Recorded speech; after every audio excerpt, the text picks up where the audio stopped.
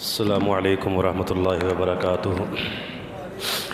نحمده ونصلی علی رسولہ الکریم، اما بعد فاعوذ باللہ السمیع العلیم من الشیطان الرجیم من ہمزہ ونفخہ ونفثہ۔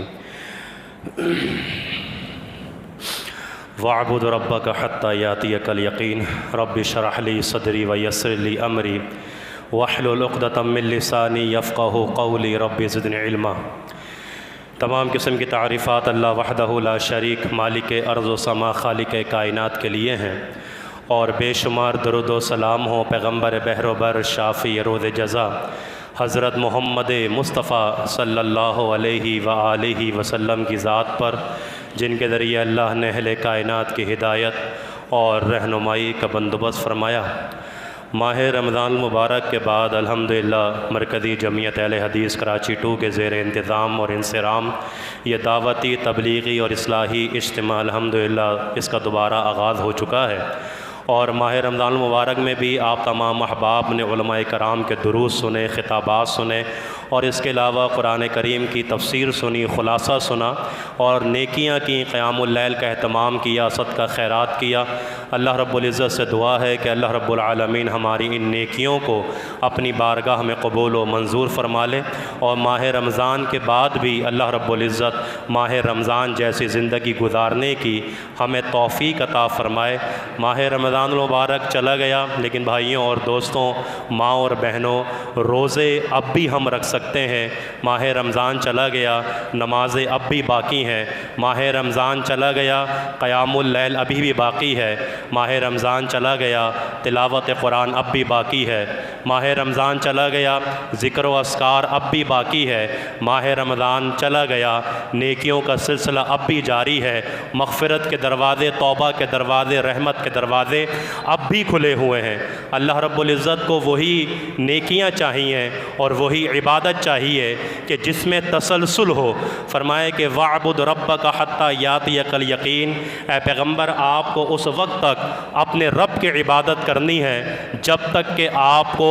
موت نہیں آ جاتی۔ میرے اور آپ کے سینے میں دل دھڑک رہا ہے اور رگوں کے اندر خون گردش کر رہا ہے، فرمایا اس وقت تک تم اپنے رب کی عبادت کرتے رہنا۔ صرف ماہ رمضان میں عبادت کر کے، قیام اللیل کر کے، تلاوت قرآن کر کے، صدقہ خیرات کر کے یہ مت سمجھنا کہ تمہاری مغفرت ہو گئی ہے، تمہارے گناہوں کو معاف کر دیا گیا ہے۔ ہاں، دعا کرتے رہنا کہ اللہ رب العزت ہماری نیکیوں کو قبول فرما لے، ہمارے صدقہ اور خیرات کو قبول فرما لے، لیکن ہمارا رول یہ ہے، ہمارا اصول یہ ہے، ہمارا قاعدہ یہ ہے، ہم تم سے چاہتے یہ ہیں، رزلٹ ہمیں یہ چاہیے، نتیجہ یہ چاہیے کہ حتیٰ یاتیک الیقین، جب تک کہ تمہیں موت نہیں آ جاتی اس وقت تک تم اللہ کی عبادت کرتے رہنا، اللہ کے سامنے گریہ ازاری کرتے رہنا، اللہ کے سامنے نمازوں کا اہتمام کرتے رہنا۔ اگر تم صرف ماہ رمضان میں ہی عبادت کر کے فارغ ہو کے بیٹھ گئے ہو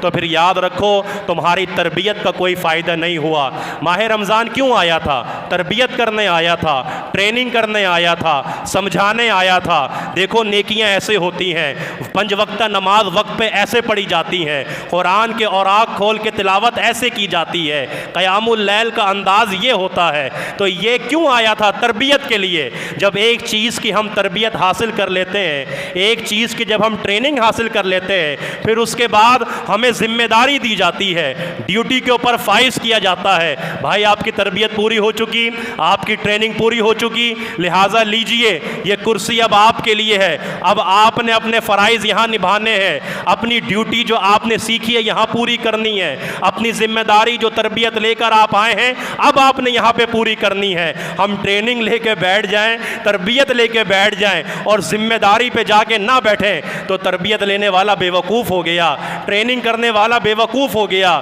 تو ہمیں بے وقوف نہیں بننا، ہمیں کم عقل نہیں بننا۔ جب ہم تربیت لے چکے، ٹریننگ لے چکے ہیں تو آئیے رمضان کے بعد اہم ترین ذمہ داری نبھانے کے لیے تیار ہو جائیے، اور وہ ذمہ داری ہماری دعوتی ذمہ داری بھی ہے، تبلیغی ذمہ داری بھی ہے، اخلاقی ذمہ داری بھی ہے، معاشرتی ذمہ داری بھی ہے، اور یہ ذمہ داریاں اس وقت تک ہے کہ جب تک کہ مجھے اور آپ کو موت نہیں آ جاتی۔ صرف ایک چھوٹی سی حدیث سنا کے اپنی بات کو ختم کرتا ہوں۔ جناب عمر بن خطاب رضی اللہ تعالیٰ عنہ نے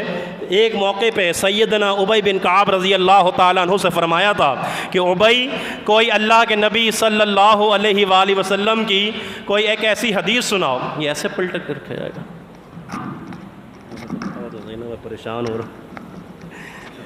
ایسی کوئی حدیث سنائیے کہ جس سے ہمارا ایمان جو ہے وہ منور ہو جائے نور سے اور ہمارا ایمان جو ہے وہ چمک جائے، دمک جائے۔ تو اس حدیث کو ذرا آپ بھی سماعت فرما لیں۔ جناب ابی بن کعب رضی اللہ تعالیٰ عنہ نے ارشاد فرمایا تھا کہ میں نے ایک مرتبہ نبی رحمت صلی اللہ علیہ وسلم سنا تھا کہ اللہ کے نبی صلی اللہ علیہ وآلہ وسلم نے فرمایا تھا کہ روز اول سے اللہ رب العزت نے فرشتوں کی 3 جماعتوں کو پیدا کیا، اور ان فرشتوں کی 3 جماعتوں کی روز اول سے لے کے قیامت کی دیواروں تک ایک ڈیوٹی لگا دی، اور وہ ڈیوٹی یہ تھی کہ تمہارا جو ایک گروپ ہے فرشتوں کا، تم حالت قیام میں ہاتھ باندھ کے اپنے رب کی تسبیح بیان کرتے رہو، اپنے رب کی تکبیرات کو بیان کرتے رہو۔ تو اور دوسرے گروہ کی ذمہ داری یہ ہے کہ تم حالت رکوع میں جا کے اپنے رب کی تسبیح و تکبیرات و تحمیدات بیان کرتے رہو۔ تیسرے فرشتوں کی گروپ کی ذمہ داری یہ ہے کہ تم حالت سجدہ میں جا کر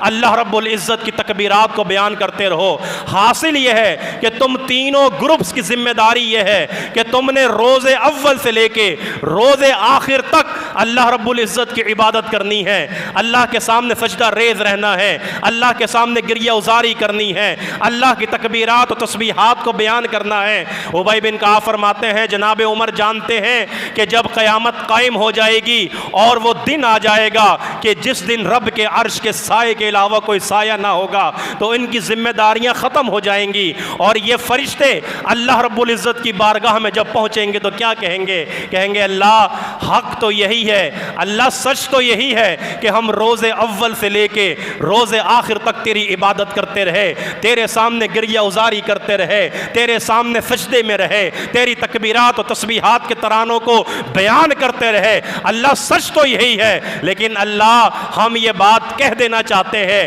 کہ ہم اس کے باوجود بھی تیری عبادت کا حق ادا نہ کر سکے۔ ذرا غور کیجئے گا، وہ کہہ رہے ہیں کہ روز اول سے روز آخر تک ہم تیری عبادت کرتے رہے، لیکن اس کے باوجود ہم تیری عبادت کا حق ادا نہ کر سکے۔ میرے بھائیوں، ماہ رمضان میں عبادت کر کے ہم کیا سمجھتے ہیں؟ ہم نے اپنے رب کی عبادت کا حق ادا کر لیا؟ نہیں نہیں۔ ابی بن کعب فرماتے ہیں رضی اللہ تعالیٰ عنہ،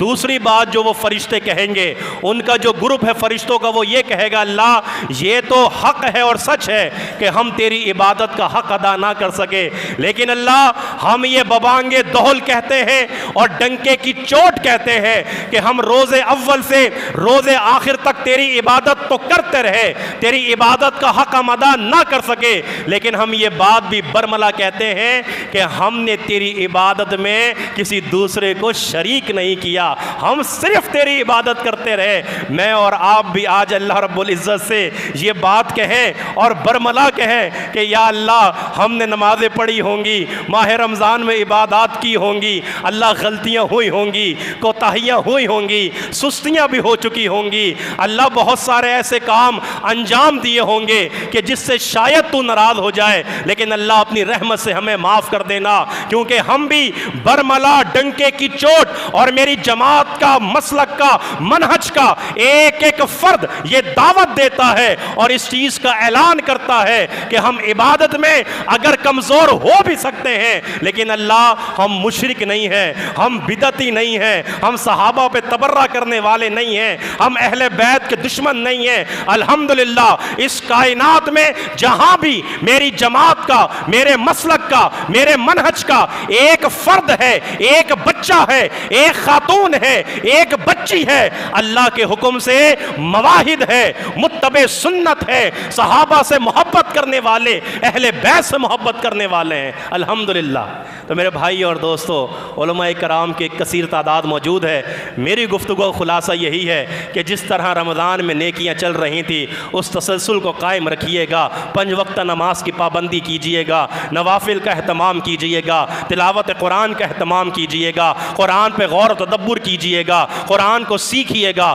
قرآن کو پڑھیے گا، قرآن سے دوستی لگائیے گا، قرآن کے ساتھ یاری کیجئے گا، صدقہ خیرات کا اہتمام کیجئے گا، غرباء کو یاد رکھیے گا، یتامہ کو یاد رکھیے گا، مساکین کو یاد رکھیے گا، ان اللہ کے گھروں کو یاد رکھیے گا، اللہ کے گھروں کو آباد کرنے والوں کو یاد رکھیے گا، مدارس کو یاد رکھیے گا، علماء اور خطباء کو یاد رکھیے گا۔ وہی زندگی چلانی ہے جو ماہ رمضان میں چل رہی تھی، کیونکہ ہمیں یہی حکم دیا گیا ہے کہ حتی یاتیک الیقین، جب تک تمہیں موت نہیں آ جاتی میری عبادت کرتے رہنا۔ اللہ سے دعا ہے اللہ ہم سب کو عمل کرنے کی توفیق عطا